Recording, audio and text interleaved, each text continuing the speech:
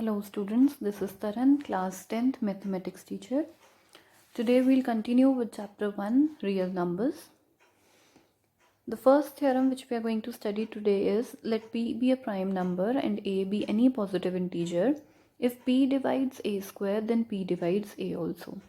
To understand this, we'll take one example. So first of all, we need p, which is a prime number. So let us suppose p is equals to 3 and a be any positive integer. Let us suppose a is equals to 9.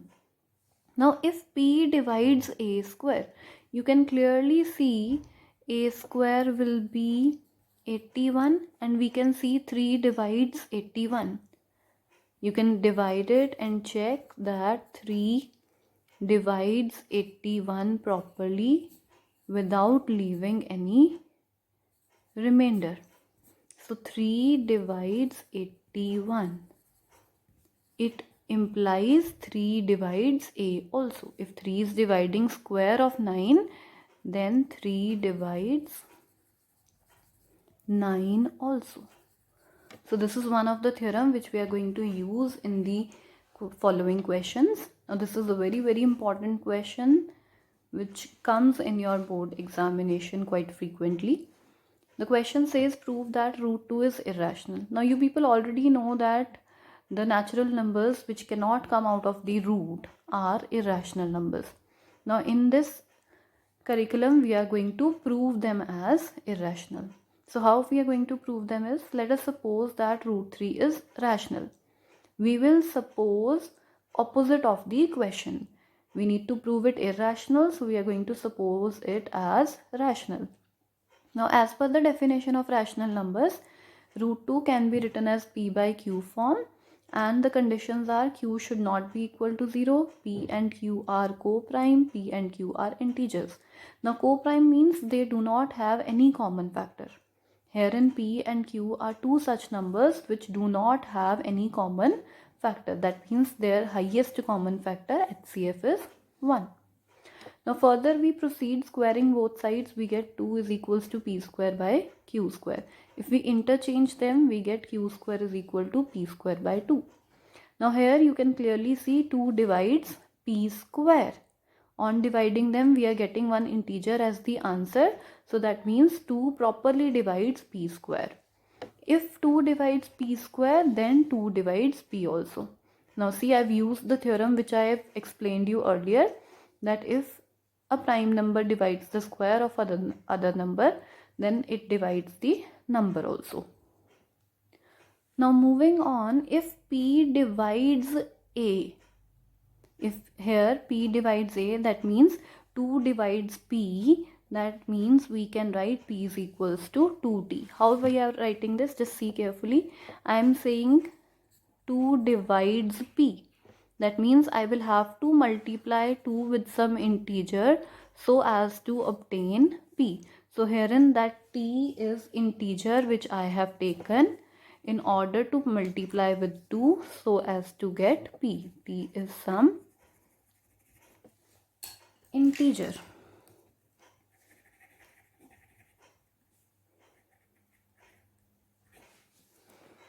Whenever number divides the other number, the denominator has to be multiplied with some integer in order to get the numerator. So herein I have supposed the number as t. Now squaring both sides again, we get p square is equal to 2t whole square, that is equal to 4t square. Now we are going to put this value in equation number 1. You can see on the previous page I had mentioned this equation as 1. So we will put this value of p square in equation number 1. We'll get q square is equal to 4t square by 2. That is q square is equals to 2t square. You can cancel it out. Now shift this 2 on the left hand side and we get q square upon 2 is equals to t square. Again the same situation has arisen. Herein 2 divides q square, that means 2 divides q also. See, 2 divides q square, so 2 will divide q also. Now 2 was dividing p, 2 is dividing q also. That means 2 is a common factor of p and q. But we suppose that p and q are co-prime. That means they are not having any common factor. So we arrive at a contradiction.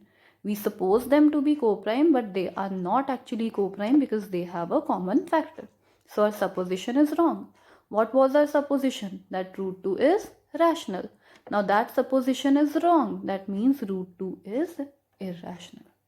So this way you can prove all the prime numbers, the root of all the prime numbers to be irrational.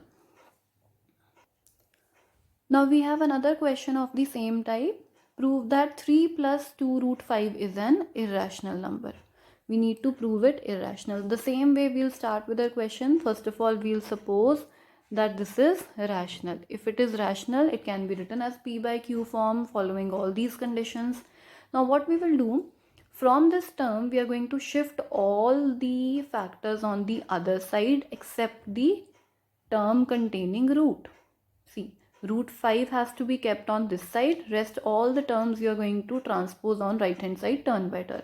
First of all, this 3 will move to right hand side.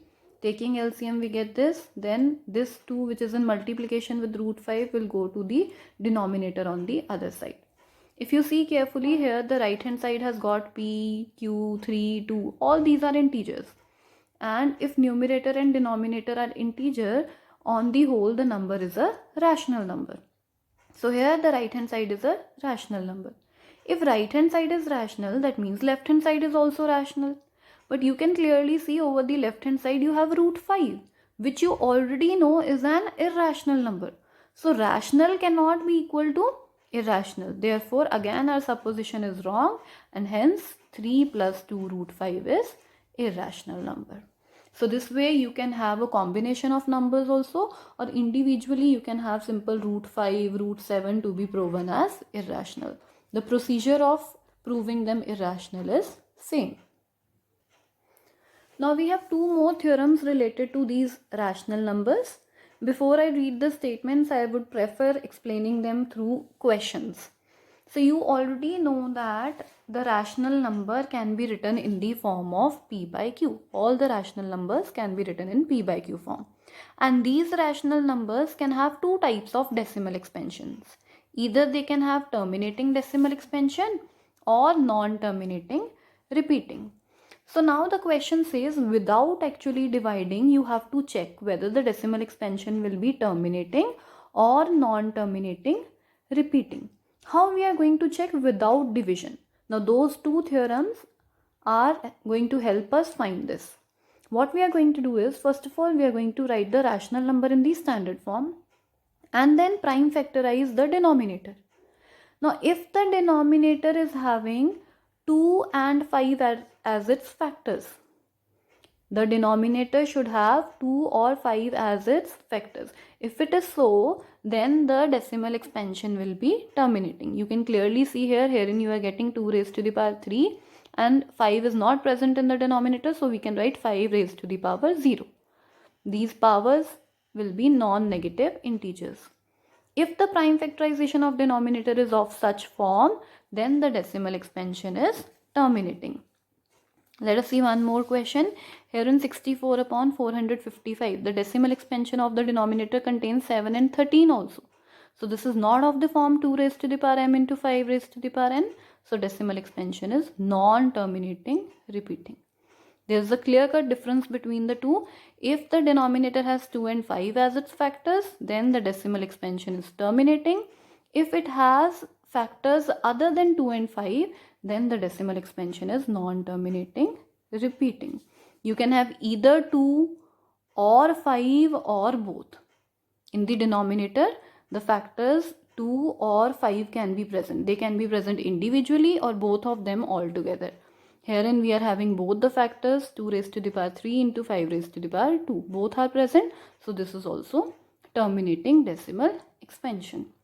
Now in case you are asked to find the decimal expansion, if it is terminating, just see here I have written, we need to find the decimal expansion of a number if it is terminating.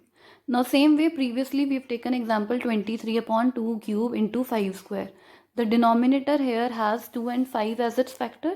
So we can say that this has a terminating decimal expansion.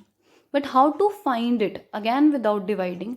What you have to do, you have to make the power of both these numbers same. See, herein you are having 2 cube into 5 square. So if I multiply and divide it by 5, the power of both the numbers will become same. 2 cube and then 5 will also become cube. On multiplying one more 5 here, it will become cube. Now you have to take the greater power out of the two. Amongst this 3 and 2, greater power is 3. So you have to make the power of both these numbers 3. In order to make it 3, we had to multiply it by 5 and divide by 5. So it becomes 115 upon 2 cube into 5 cube. Now you can combine these two numbers, 2 into 5 and power 3. It becomes 10 cube, which is 1000. Now clearly you can place a decimal after 3 places. Just see 1, 1, 5. These 3 terms are there. So you can place a decimal before this 1 so as to find the decimal expansion of the number. This is quite a shortcut method. Without actually dividing, you can find the decimal expansion of the numbers, rational numbers, which are terminating. So by this topic, after this topic, your chapter 1 is complete. Exercise 1.3 and 4 I am sending you over the WhatsApp. You should complete your notebooks. Thank you.